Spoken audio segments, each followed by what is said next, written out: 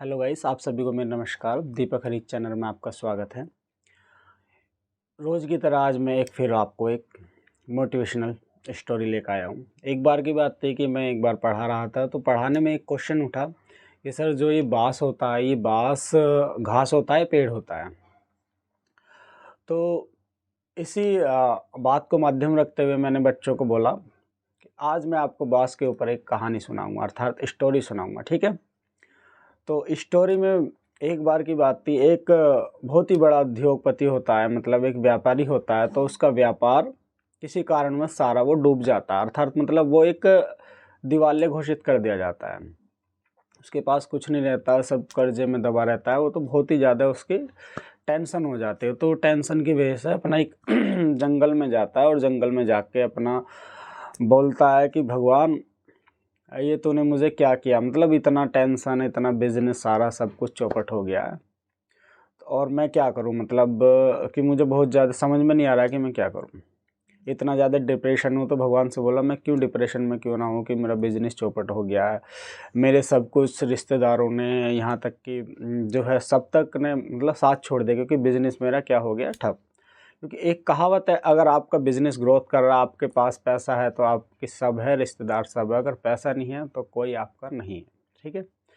ये तो बात आप सभी भली भांति जानते होंगे। दूसरी बात मैं आपको बताना चाहूँगा, जब भगवान से उन्होंने बोला कि भगवान बताओ मैं क्या करूँ, तो भगवान ने, जब जंगल में था वो, तो भगवान ने जो है एक घास और पेड़ की तरफ इशारा करते हुए बोला कि देखो, मैंने यहाँ पर 2 बीज बोए थे, एक घास का और एक बीज और इसका बाँस का। ठीक है। तो जो घास का जैसे मैंने बीज बोया, मैंने बारिश करी और मौसम अपना ठीक करा, तो वो क्या, घास का जो है घास उमजने लग गई। और वो जो बाँस का बीज है वो अपना वहीं का वहीं रहा, वो उमजा नहीं। ठीक है। ऐसे ही चलता रहा साल 6 महीने। फिर जब बारिश करी मैंने, वो तब भी जो है अपना दूसरी साल में बाँस का बीज वो वैसी का वैसी रहा, और घास और झाड़ियों में बदल गई, मतलब तब्दील हो गई घास, और बड़ी होती चली गई घास। और बाँस वो वहीं का वहीं रहा, तीसरी साल भी ऐसी रहा, और ऐसी चौथी साल भी ऐसी रहा। यानी कि बारिश आया, मानसून आया तो कुछ भी नहीं हुआ, बाँस वहीं का वहीं रहा। चौथे साल भी ऐसी रहा। बट जब 5वें साल जब बारिश पड़ी और मौसम बढ़िया हुआ, तो क्या है ना, बाँस के बीज में से मतलब एक फूटा वो बाँस, छोटा सा। उसकी जड़ें मतलब क्या है, वो मजबूत हो गई। तो उसमें से जड़ में से, बाँस में से वो जड़ निकला और वो बड़ा होता चला गया। ओनली 6 मंथ में, 6 मंथ में वो ऐसा हो गया कि मतलब जो पूरे जंगल में उससे बड़ा कोई बाँस नहीं था। ठीक है। तो अब क्या हुआ, वो उससे बड़ा कोई नहीं बाँस था, और वो घास वो वहीं की वहीं रह गई।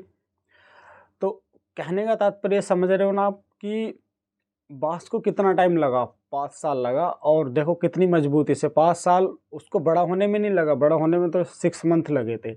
उसकी जो जड़ मजबूत हुई वो 5 साल में हुई। अर्थात भगवान ने उसको बताया कि जब मैंने हिम्मत नहीं हारी, मैं तो भगवान होते हुए मैंने इस पे हिम्मत नहीं हारी, मैं वर्षा करता रहा, मौसम मानसून लाता रहा, और तब मैंने इतनी मेहनत करी, और देखो ये आज कहाँ पहुँच गया, सारी हरियाली मेरी मेहनत से, ये प्रकृति से है। ठीक है। तो ऐसे ही तुम क्यों एक बार में हिम्मत हार जाते हो। अर्थात ये मेरा संदेश उन बिजनेसमैन को भी है जिनका बिजनेस डूब जाता है, और उन स्टूडेंट्स को भी है जो एक बार या 2 बार या 3 बार तक भी फेल हो जाते हैं। हमें क्या, बार बार प्रयास करना चाहिए, और प्रयास के अंतिम प्रयास में आपको क्या है, सफलता मिल जाएगी। ठीक है। तो मेरे प्रिय दोस्तों, आज मैं इस कहानी को यहीं विराम देता हूँ, और आपको समझ में आ गया होगा कि आपको इस कहानी से क्या शिक्षा मिलती है।